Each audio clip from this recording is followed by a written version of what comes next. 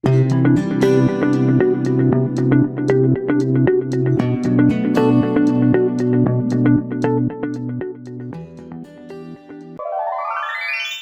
家好，我係李之瑩醫生，係一位口腔頜面外科嘅專科醫生。今日咧想花少時間同大家分享下關於正頜手術嘅事項啦，同埋會同大家分享一下過往嘅一啲病例嘅。我想問下咩叫正頜手術啊？係咪同整容差唔多嘅嘢嚟㗎？OK， 嗱，正頜手術咧個名咧都已經話咗好多嘢俾大家聽㗎啦。正係代表改正、矯正咁嘅意思啦，而頜就係代表頜骨，頜骨即係邊度呢？其實講緊上顎、下顎、下巴同埋牙齒呢個區域嘅。咁所以呢個手術嘅本質咧，就係要矯正上下顎嘅關係為主。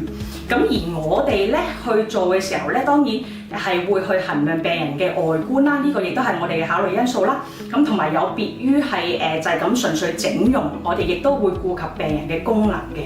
咁咩時候需要做呢個手術咧？其實係一個生長嘅期間，上下顎嘅關係咧，可能唔係生長得咁一致。咁好常見嘅，譬如話下顎突咗出嚟，上顎比較細，形成一個俗稱倒及牙嘅情況啦。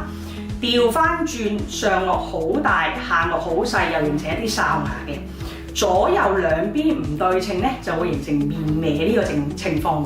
咁變咗，除咗功能性上，當然好多病人會同我哋講就話，如果你過分倒及、過分哨牙，其實基本上前邊啲牙係冇可能咬任何嘢，例如食麵啦、食菜葉啦、紫菜啦等等係咬唔斷，咁變咗佢哋係會主力依賴後牙多少少，咁變相咧個力係唔均勻嘅時候咧，令到後牙咧係早啲出現一啲磨蝕嘅情況。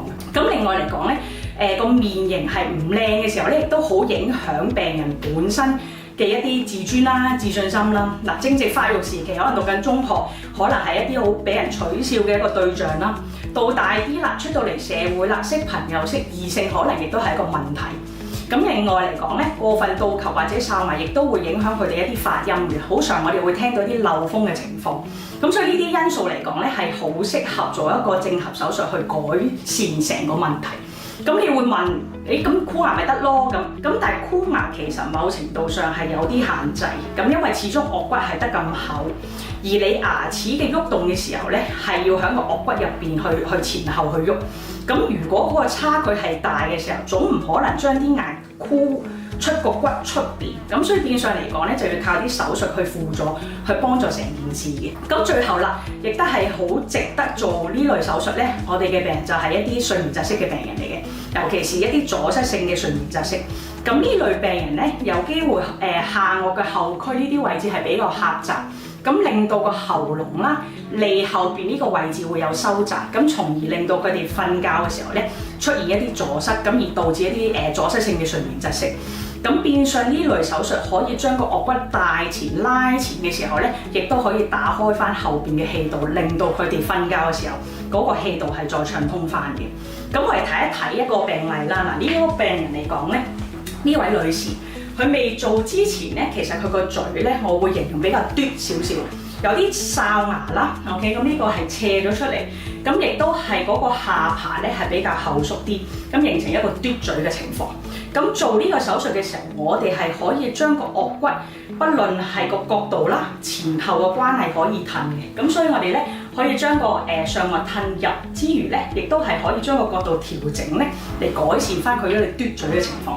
咁其後亦都可以將個下巴拉翻出嚟啦，令到嗰個面型嗰個比例咧係改善得翻嘅。咁樣正面去睇同一個病人啦，咁除咗前後嘅關係唔好之外咧，其實都睇得出佢個上顎係生得比較低，而呢一個就會令到佢咧平時放鬆嘅時候咧個嘴係合唔埋啦，咁同埋咧見嘅牙係比較多，咁呢個亦都係唔理想。咁我哋同一時間亦都可以將個上顎向上去移動啦，咁啊令到控制翻，淨係笑嘅時候先至會見到上排嘅牙齒嘅。咁呢個病人嘅 X 光片咧，術前同術後咧，咁正正就係想講翻就係頭先嗰樣嘢啦。我哋做呢個正頜手術係唔牽涉任何假嘅物料嘅，例如一啲矽膠啊、一啲填充物啊嗰啲，我哋係唔用。咁純粹係會用自身嘅骨去褪去一個新嘅位置、理想嘅位置。咁變相其實睇 X 光片，如果唔係我特別講過呢個病人做過手術的話咧，其實唔係真係咁容易睇得出佢係做過一個咁大嘅一個矯正嘅手術嘅。